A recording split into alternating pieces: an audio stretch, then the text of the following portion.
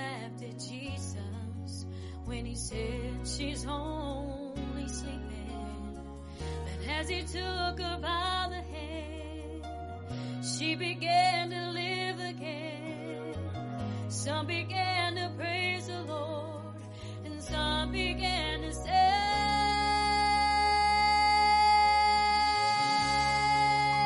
that he's in the house. Death had to flee.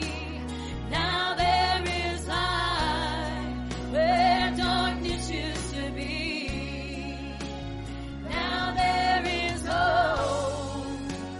There's no more doubt. Ooh,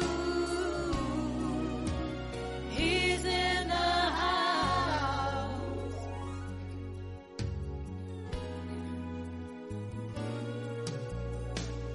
I was like the little girl, dead and on my sin.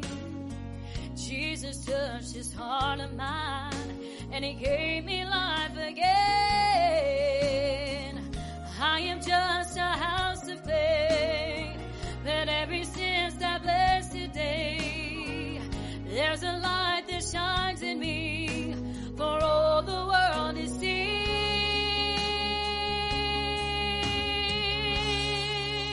That he's in the house. Oh, death had to flee, 'cause now there is light where darkness used to be. Now I have hope. There's no more doubt. Praise his name. Praise his name.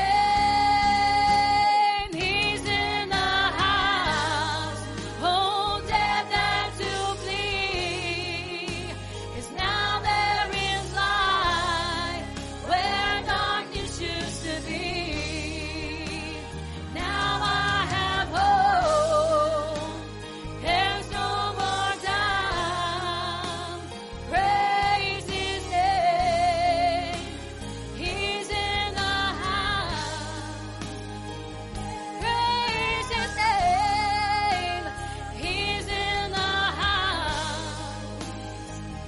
Praise his name. He's in the house. Amen.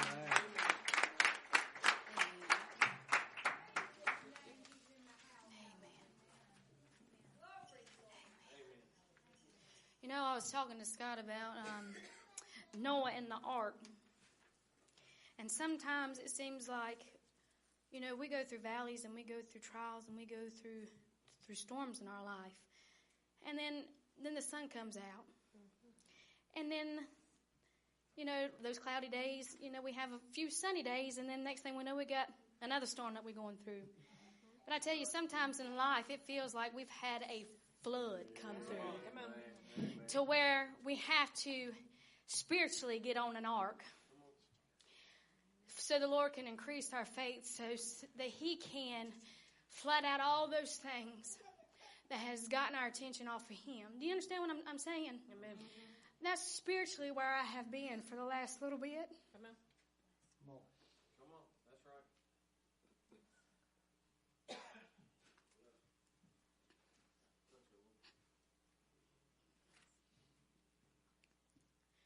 Had to let go of some things. Amen. And you think when you go through things like this, because I've never been where I've been. But I'm thankful that God put that ark, Amen. or put me in that ark to increase my faith. Amen. Because that's all I've had. That's right. Mentally, physically, emotionally, financially. That is all I've had. That's right. Where he takes anything else that you might take your attention off of him. He takes it fully out. Because whenever Noah was on that boat, he couldn't see land. It was raining and raining and raining and raining and raining. All he could stand steadfast in was his faith, and that God was going to provide and take care of him. That he was going to provide their meals. That he was going to take and put a shelter over their heads so they wouldn't get wet. And that he was going to prosper his family and not take them because of the wickedness that was going on where they had coming out from. That's all he had. And I tell you what, when God takes those things away from you, material materialistic things, man-made things, things that you can tangibly see with your eyes, when he takes those things off and all you got is your faith and you are stripped down to that, I tell you what, that's a hard place to be. And I thank him that I have him and that he's in front of me. It's been rough. I'm going to tell you, I have not made straight A's on that test right there. I can tell you that. I've had some F pluses right there, okay? Straight out. All the way down to maybe a Z. We're not going to scratch out, but I tell you, it's rough. But I tell you what, the other day I was praying and praying and praying, and you know it's bad when your heart wants to go to church, but the other half of you don't. When your mind's in it, and then the other half of your mind ain't in it.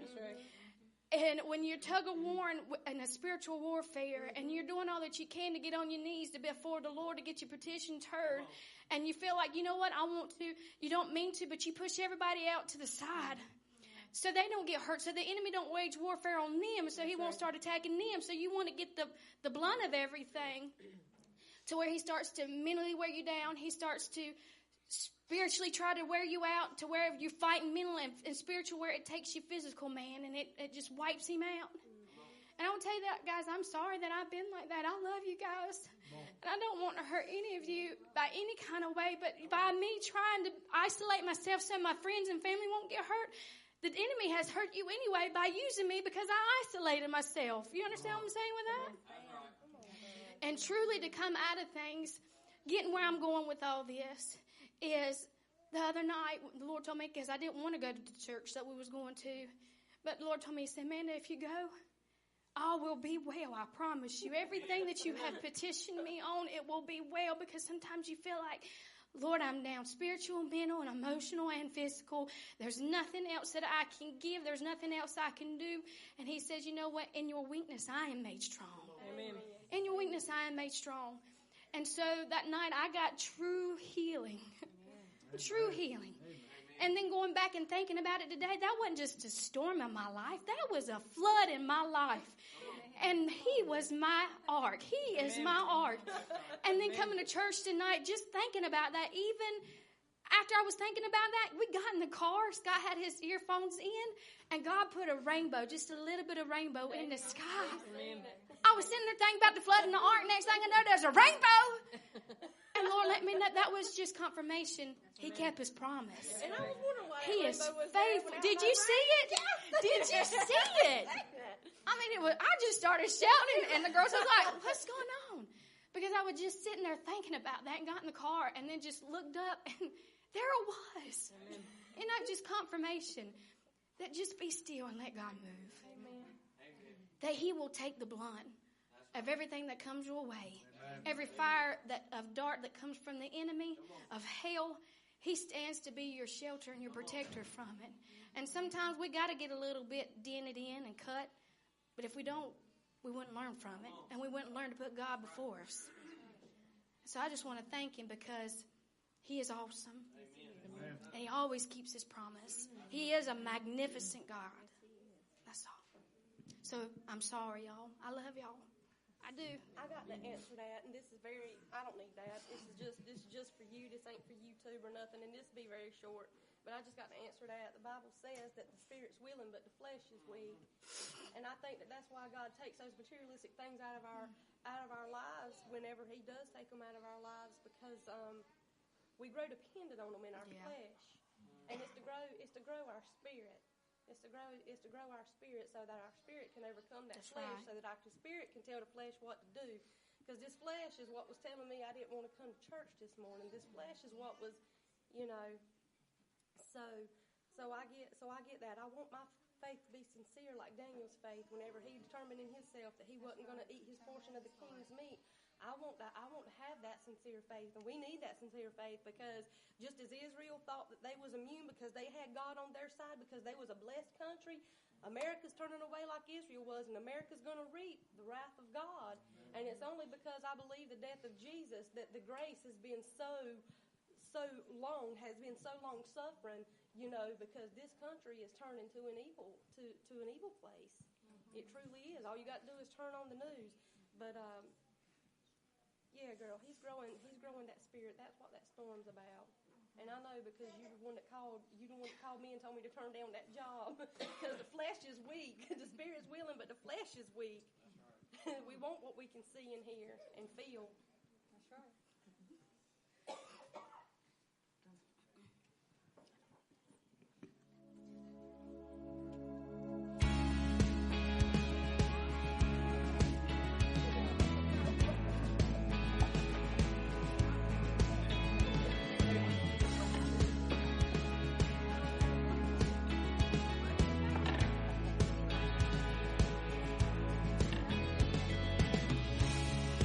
Here I am before you, falling in love and seeking your truth, knowing that your perfect grace has brought me to this place. Because of you, I freely live my life to you, oh God, I give. So I stand before you, God. I lift my voice 'cause you set me free. So I shout out your name from the rooftops. I proclaim that I am yours. I am yours. All the good you've done for me, I lift up my hands for all to see. You're the only one who brings me to my knees. To share this love across the earth, the beauty of your holy word. So I kneel before you, God. I lift my hands 'cause you set me free.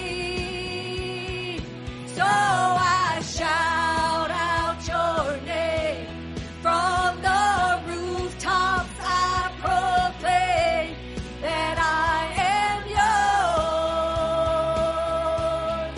I am yours. And all that I am, I place into your loving hands. And I am yours. I am yours. Here I am.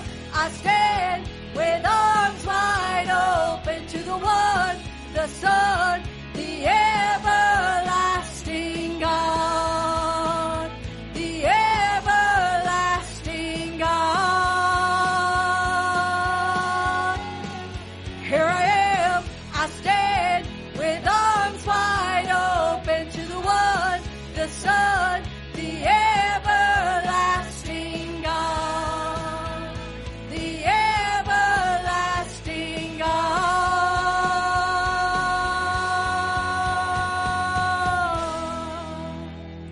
Here I am, yeah, arms wide open.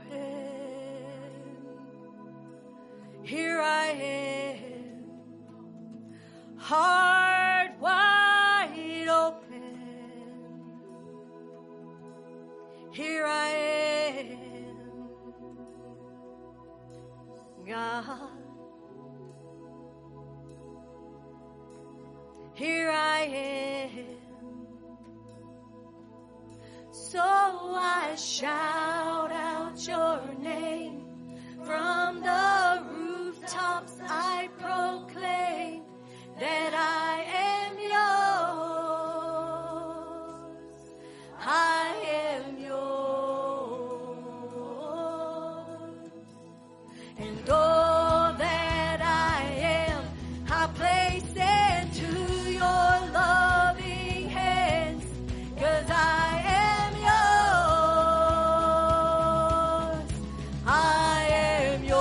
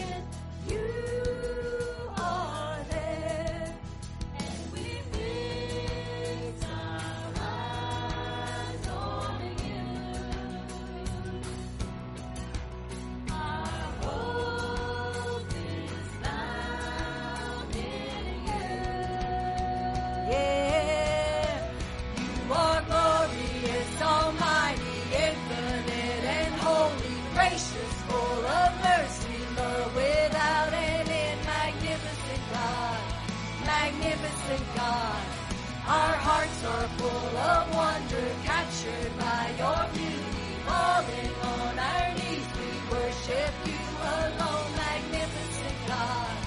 We bow before all you are.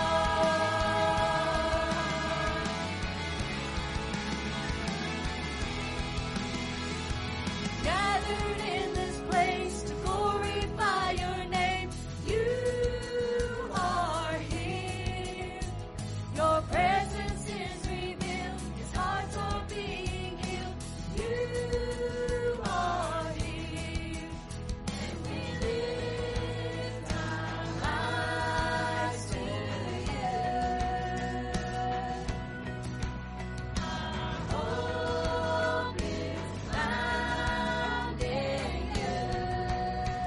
Yes, you are glorious, almighty, infinite and holy, gracious, full of mercy, love without end, magnificent God, magnificent God. Our hearts are full of wonder, captured by your beauty, falling on our knees. We worship you alone, magnificent God. We bow before all you are.